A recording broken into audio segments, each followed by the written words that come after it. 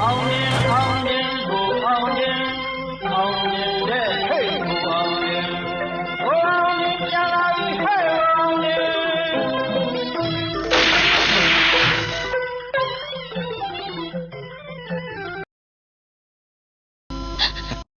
အကိုကြီးကျမကိုပြန်ပို့ပေးပါနော် ကျမဘယ်တော့မှကျေးဇူးမမေ့ပါဘူးရှင်ကျမနေလို့လည်းမကောင်းလို့ပါ မပို့နိုင်ဘူးရှင်းရှင်းပဲပြောမယ်နော်ကျုပ်တို့နေတဲ့နေရာကိုခမရသတင်းပေးလိုက်ရင်ကျုပ်တို့ဘယ်နဲ့လုပ်မလဲ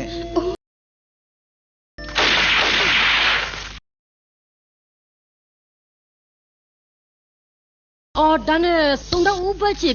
ပြီးကိုရောက်နေတယ်ဆရာဟုတ်လားတို့တယ်ဆရာကျွန်တော်သတင်းစာဝေးနဲ့တွေ့ခဲ့တယ်ဆရာဆရာပုံနဲ့စုငူ1000ဆိုပြီးကြော်ညာတို့လည်းကတ်ထားတယ်ဆရာဒီမှာဆရာသတင်းစာဒီလေဘာပဲလောက်ကြပါစေတို့နေတဲ့နေရာကိုတို့ရှာတွေ့ဖို့ဆိုတာတော့ဝိပါသေးတယ်ကွာဟုတ်ဆရာ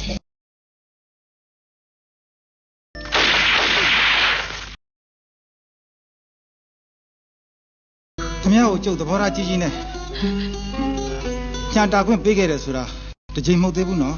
ရှင်ဒီမမြဝင်းတို့အိမ်ကိုအနုချမ်းစီတုံးကကျုံညာခဲ့တယ်ဆိုတာမမြဝင်းမှတ်မိရလားအဲ့ဒီတုန်းကကျုပ်လေအဲ့ဒါကျုပ်ပေါ့အဲ့ဒီတုန်းကမင်းမသားတွေဆိုပြီးတော့ကျုပ်ပစ္စည်းတွေပြန်ပေးခဲ့တယ်မလားလမ်းစီငွေ30တဲ့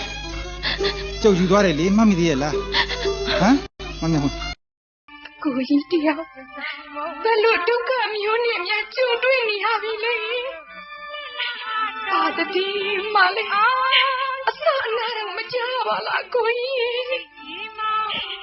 တောင်းနေမှာမကြမ်းပါလို့ရလား